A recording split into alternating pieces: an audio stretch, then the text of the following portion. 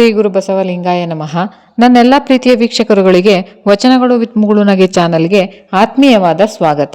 ಸ್ನೇಹಿತರೆ, ಇಂದಿನ ವಿಡಿಯೋದಲ್ಲಿ ಅಂಬಿಗರ ಚೌಡಯ್ಯನವರ ಅರ್ಥಪೂರ್ಣವಾಗಿರುವಂತಹ ವಚನಗಳು ಮತ್ತು ವಚನಗಳ ಭಾವಾರ್ಥವನ್ನು ನೋಡೋಣ. ಸ್ನೇಹಿತರೆ, ಅಂಬಿಗರ ಚೌಡಯ್ಯನವರು 12ನೇ ಶತಮಾನದ ಬಸವಣ್ಣನವರ ಅನುಯಾಯಿ.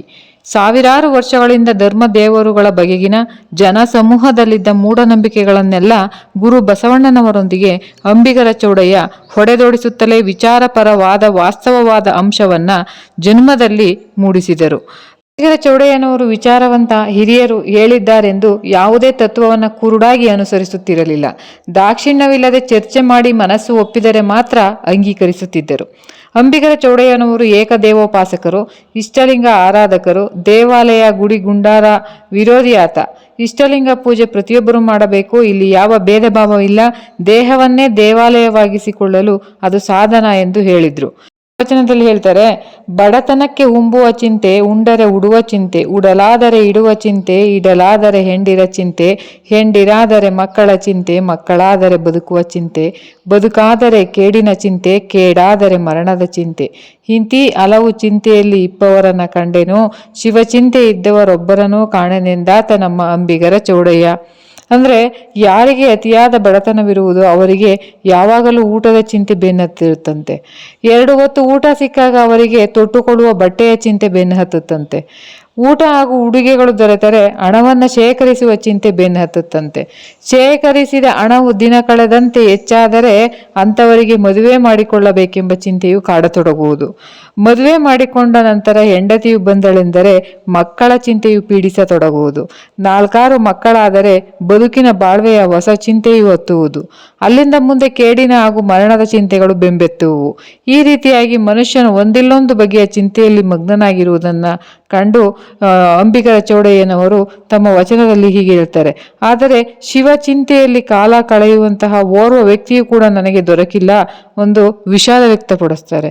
ಅವರ ವಚನದ ಮುಖಾಂತರ ಹೇಳ್ತಾರೆ, ಬಡತನಕ್ಕೆ ಹುಂಬುವ ಚಿಂತೆ, ಉಂಡರೆ ಉಡುವ ಚಿಂತೆ, ಉಡಲಾದರೆ ಇಡುವ ಚಿಂತೆ, ಇಡಲಾದರೆ ಹೆಂಡಿರ ಚಿಂತೆ, ಹೆಂಡಿರಾದರೆ ಮಕ್ಕಳ ಚಿಂತೆ, ಮಕ್ಕಳಾದರೆ ಬದುಕುವ ಚಿಂತೆ, ಬದುಕಾದರೆ ಕೇಡಿನ ಚಿಂತೆ, ಕೇಡಾದರೆ ಮರಣದ ಚಿಂತೆ. ಇಂತೀ ಹಲವು ಚಿಂತೆಯಲ್ಲಿಪ್ಪವರನ್ನು ಕಂಡೆನು, ಚಿಂತೆ ಇದ್ದವರೊಬ್ಬರನ್ನೂ ಕಾಣೆನೆಂದಾತ ನಮ್ಮ ಅಂಬಿಗರ ಚೌಡಯ್ಯ. ಮತ್ತೊಂದು ವಚನದಲ್ಲಿ ಹೇಳ್ತಾರೆ, ಸದ್ಗುರುವನರಿದುದಿಲ್ಲ ಆಗಮವನೋದಿದವರೆಲ್ಲ, ಆಗು ಚೇಗಿಗೊಳಗೊಳಗಾದವರೆಲ್ಲ, ಆದಿ ಅನಾದಿಯಿಂದೆತ್ತಣ ಶರಣಲಿಂಗ ಸಂಬಂಧವನರಿದುದಿಲ್ಲ, ಪುರಾಣವನೋದಿದವರೆಲ್ಲ ಪೂರ್ವದ ಬಟ್ಟೆಗೆ ಒಳಗಾದವರಲ್ಲದೆ, ಪೂರ್ವ ಕರ್ಮದ ಅರಿದು ಪುರಾತನನರಿದುದಿಲ್ಲ.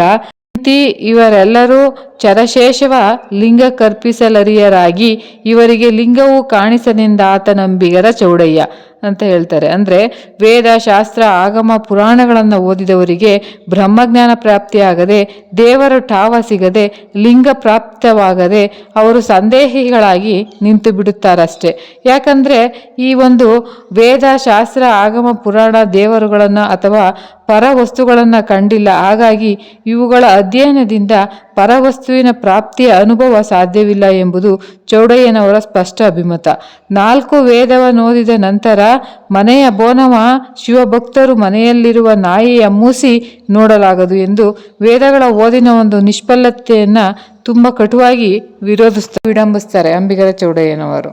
ಮತ್ತೆ ಮುಂದಿನ ವಿಡಿಯೋದಲ್ಲಿ ಹೆಚ್ಚಿನ ಮಾಹಿತಿಯೊಂದಿಗೆ ಬರುವೆ. ಎಲ್ಲರಿಗೂ ಹೃದಯಪೂರ್ವಕ ಧನ್ಯವಾದಗಳು.